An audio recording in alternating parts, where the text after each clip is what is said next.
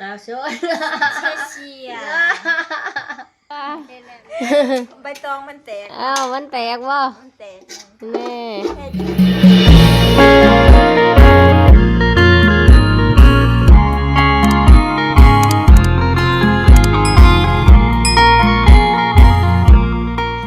สบายดีพ่อแม่พี่น้องพ่อปอกับสาวดาคือเก่าสองผู้ระดาสาวล่ามือนี่ทุกคนมือนี่สาวดากะมาแต่ผูกแขนผ้ารุ่เลี้ยงเนาะก็เลยมาส่วนน้องไผ่นี่เห็ดของหวานกินเนาะเห็ดข้าวต้มกะทิกินทุกคนตอนนี้ใส่น้องไผ่ไปซื้อกะทิอยู่นั่นแหละมาแล้วบ้านั่นแหละมือนี่ใส่น้องไผ่1 มือเด้อเมียพาดเพิงกับมามือนี่ได้ยังได้น้ำแข็งมานำโอเคโอเคมาแล้วเรื่องเนาะทุกคนให้บอกคำลาคูบักพร้าวบอกคำลาคูบักพร้าวเป็นตาชิไดิกินอยู่บ่แล้วบอกคำลามันได้คือนมโอ้ยคูบักพร้าวสูตรโบราณสูตรดังเดิมสูตรโบราณก็จะขูดจังสี่แหละเนาะเรื่องมาแล้วบ่เรื่องมาเป็นทีเรียบร้อยเลยนี่ตัวรเรื่ออง ให้มันอ่อนเข้าไปในสีแดงการแต่แข็งมานำมากินน้ำเย็นห่อนแห้งเนาะปลาแดดยังกินตำมะคุงตามไปเลยปลาลงปลาลาตามตอนแรกนี่บางอย่างก็ขี่แตกแล้วเท่านึงข้าวปุ้นด้นเราบริกินส่วนเห็ดขนมหวานมาเห็ดตำหูกน้ำด้นเราบริกินตำยำมือแรงอยู่แต่ให้แต่หน้ากินบริกินจะเถื่อทั่วแห้งขี่แตกอยู่เอามาตำอยู่อีกเลยให้เลยทุกคนเลยเจ้าอยู่ในกลางบ้านผู้บ่ขอเขาเดี๋ยวไม่ต้องห่อข้าวต้มฮะผู้เฒ่าแล้วล่ะบ่ใช้หมดแล้วโอ้ยเช้าเด้ออย่ากินหลายเด้อบ่คอยบ่อยากแต่จะกินเราสิมาขันเอาหนามเขาที่เลยทุกคนนี่คือบักพร้าวสดๆเลยนะนี่ที่เบากำลาเราขูดเอากระสีขันเอาหนามมันเนาะเอาเห็ดข้าวต้มเฮา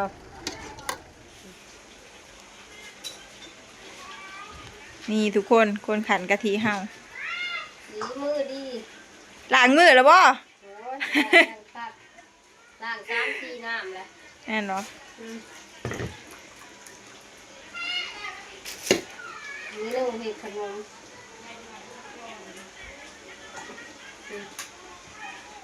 มันออกบนทันเบิร์ดเนาะกะทิสำคัญแล้วได้น้ำประมาณนี้เนาะทุกคนเครื่องหมอน้อยตัวนี้เนื้อมันเขาจะเอาให้หมูพาดเพิงก็ซื้อน้ำมาเลี้ยงได้เงินจากเพิงหลายแสนเหมือนได้จักแสนขายน้ำเพิงในหลายเติบเพิ่นว่า5-6 แสนก็เลยมาซื้อน้ำมาเลี้ยงน้องเลี้ยงนุ่งบุตีดิพาดเพิงข่อยกระใจดีคือกันเด้มาเด้อควรให้เราไปรวยเด้อหมูเลี้ยงเราบัดนี้เราเลี้ยงเฮ้ยซื้อน้ำหวานมา2 ขวดพูดเลยบัดนี้เราเลี้ยงเฮาบัดนี้เด้อน้องไผ่กับน้องชายก็ซื้อโทรศัพท์ให้ใหม่ๆท่าอยู่บ่เลยมาแต่ผู้ได้ยังดีมาไปเบิ่งน้ำกันไปผู้ตั้งมาผักไปขายเด้อไปขายชิดละไปขายเดี๋ยวจะไปขายหวานได้นี่หวานบ่เลือกเอามาแต่ต้นขึ้นบ่าวต้มมาได้บักป้างมาผักมาแต่ป่า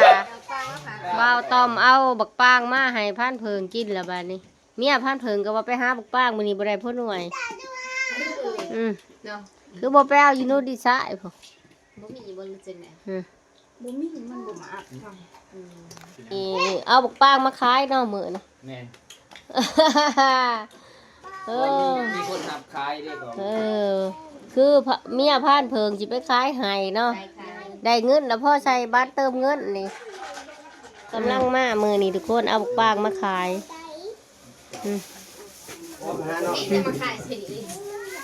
บักป้างกะ ากินเป็นหน่วยงามผักเนาะ เขาเห็นเขาก็อยาก เอาเห็ดทงขายทงซีบทงเช้าทงซีบอะไรนี่ทุกคนทงซีบพันกีบนี่ เดี๋ยวพ่อลง เนี่ยพันตอบเชียไปขายนี่กับปลาแบะ คล้ายเงินกำมาแล้ว ไป ได้หาทง เอาไปโลดพอได้เงิน ตัวนี้3ทง โอ้ 3ทงหา10ทงละ10,000มี3ทง เอากำไรอีกนะ เอาเมื่อปากทาง อย่าปากติ มันชุกเลยมันอื่นเช่าปากลูกใช่ไปอย่าเอาใช้กระ เรา ตา สะออกสิหางเลิกเราขัน แตกข้าวแตกเลี้ยงเด้เอามา ปากก็สิมาต้ม มากิน ต้มยัง สิกันเอาน้ำกะทิจักเอาแต่น้ำข้างหนามันน้ำที่เขาเอาขันน่ะบ่เอามันสิบ่มัน ทุเรียนเฮากับซุกันแล้วทุกคนเฮาสิเฮาสิใส่ไปวันแน่นๆจุกๆกันเลยนะทุกคนนี่คนกะทิ เห็ดจะได้ตำปะ แม่น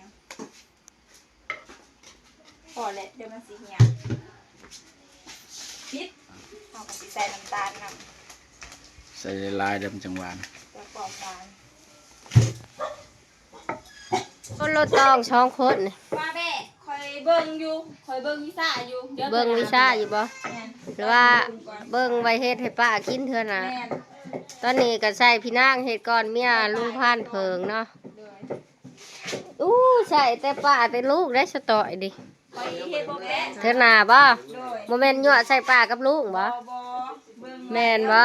เดี๋ยวเลยนะพี่ ใส่ปลาใส่หดง่าย ย่าก็ยั่วใส่ไอ้โห ของยา ยั่วย่าอ้วนใช่ไอ้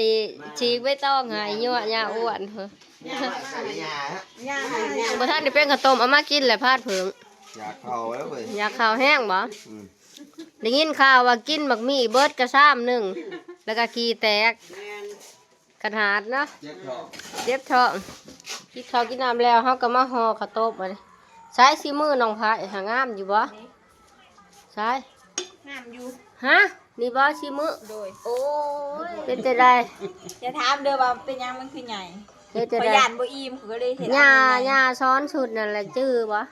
คนละสูตรกัน เพื่อละสู อัน ตร นี้ บ่ ดาร์กมันสีแหลมสูตรมันเนาะ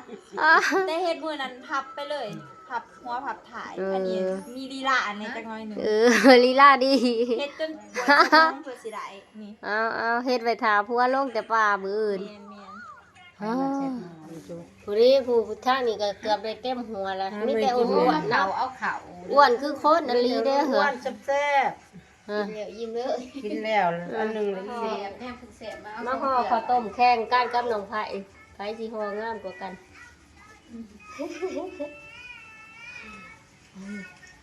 เอาจะห่อก่อนไว้สิห่อน้ำหลัง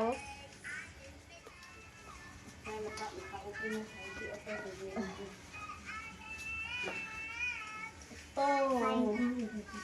บอกว่าสิใส่ลายๆนี่สิมาใส่เรืออยู่เนาะ เอาคนใส่ร้ายดิเบี้ย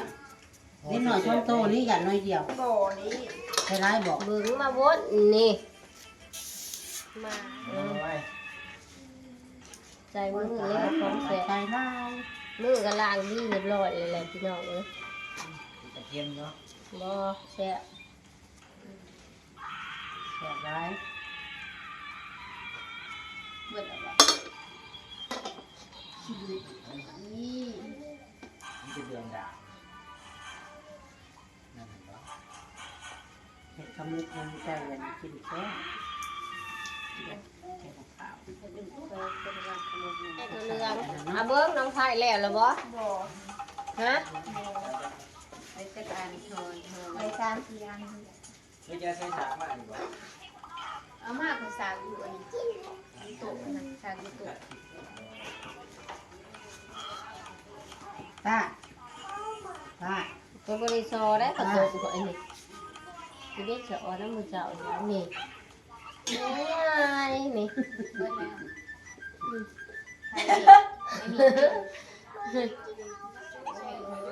เอามาให้มามีกินบ้าน น้ำอีกินเอาไปนี่นี่ ซอยหอยพี่น้องบริชอเฮ็ดแบบอิ่มเบิดครอบครัวแล้วก็ง่ายสุดนี่นี่บ่ใช้ของน้องไผ่กูได้งามกว่ากันบัดนี้เอาไปผัวลงแต่ป่าบ่เหรอ แม่คืออะไรผัวแฟนลงมาตามอื่น อะไรผัวกินมื้ออื่น ไปผัว ไผ่ละของไผ่ละงามกว่ากันบัดนี้ ให้ทานผู้ชมตัด ของข่อยมันอิ่มเด้ของข่อยมันนี่แบบ คอย นี้ คอยมันมีลีลาเด้นะคอยมันมีลีลาเด้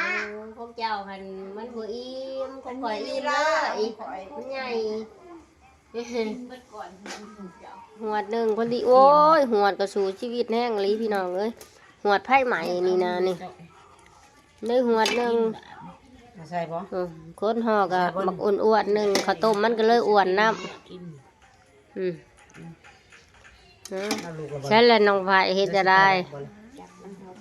เฮ็ดงามๆได้เฮ็ดมันงามคือคนได้ได้คนยังงามเนาะ อันนี้มันสิบ่ปานใดเนาะเพราะมันบ่เป็นของถนัด อ้าวก็เฮียนเฮ็ดแล้วเนาะ แล้วเด้อ เบิดหมอหนึ่งแล้วได้หวดหนึ่งพอดี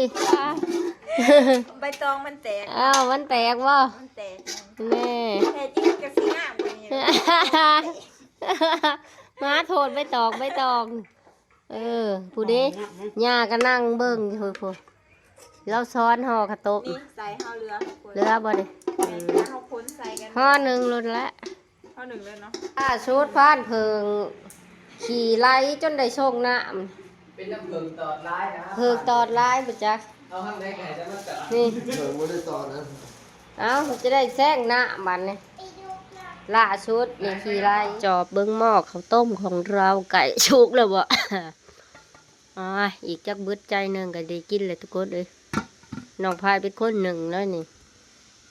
น้องพายข้าวต้มของเฮาได้การหรอบ่ ได้แล้วมีแต่มันสิใหม่ โอ้ คนทำเฮาเลยนะ โอ้เป็นตาแสบเนาะเฮ้ยสีมือพายงามกว่านี่โอ้สีมือน้องพายมัน แม่เฮาสิปาให้มันเย็นว่าเฮาสิกิน ข้าวต้มของเราบ้าสิบกินเลยไปเลยซิมเบิ่งว่ามันสิแซ่บสิหวานปานใดเป็นอะไรกินให้มันเบิดได้คืนนี่คืนเดียว โอ้พอดีกระทองแจก บ่แตก ผูกว่าลงมาผัดหัวกวนไปตอนจะมือลงมาเฮ็ดอึ้งลืมกิน กับข้าวต้มมันหยัดข้าสายอยู่มันบ่ย่อย ไปเบิ่งผัวนอนขี่ไล่ชงน้ำนี่บ่อยากอีกบ่ข้าวต้มนี่ ยังนอนอยู่ ยังนอนอยู่ เมื่อยแห้ง พานต้มกับมามื้อนี้พอดีบุญปากเนาะ ยังว่ามันฮ้อน ที่เนี่ยสูบพอเทาพอเทาในกินได้ โอ้ยอีพ่อเราฮ้อนเราบ่ย่านดอกอีพ่อ ไม่เท่าไหร่สีมือไพ่เลย พานเฒ่า ข้าวของไผ่กินจนสิเบิดแล้วเนาะ อ้าวช่วย เชีย เฮ็ดแล้วกินให้มันเบิดจังสิได้นอนเด้งานกินบ่เจ้า ส เจ้า บู่ หากินเบิดบ่ เฮ็ดไว้หาพัวแพงมื้ออื่นพัวแพงสิลงมากินมื้อบ่ได้ เจ้าก็จะสิกินเบิด กินหาเบิดจะบามื้ออื่นพัวแพงสิลงมาจงไอ้พัวแพง แกะเลิกกินกันเบิด ได้บ่ จงวันเดียวก็พอแล้ว บ่เด้อพัวแพงหลายสิบ่อื่นพัวแพงหลายกินหลาย ย่านผัวบ่อิ่มเลย อยากนอนแฮง สรุปว่าเฮาสิกินบ่เบิดเอาไว้กินพร้อมพานเฮียงอีกมื้ออื่น แม่น เฮาก็สิได้ไปหารับมานอนอาบน้ำอาบในก่อนทุกคนมื้อนี้เพราะว่ามันก็ดึกแล้วเนาะเฮาสิขอตัวไปพักผ่อนก่อนเนาะพบพอกันใหม่คลิปวิดีโอหน้าเนาะทุกคนเนาะสำหรับคลิปนี้ก็สิไปหานอนกันแหละเนาะพอกันใหม่คลิปวิดีโอหน้าเด้อทุกคนมื้อต่อไปดีมื้ออื่นนี่เฮาว่าสิออกป่าอีกได้อทุกคนเพราะว่าป้าอ้อยเราส่วนไปขุดกบนะคลิปต่อไปนี่เนาะไปชมนำกันบ๊ายบาย บ๊ายบาย อืม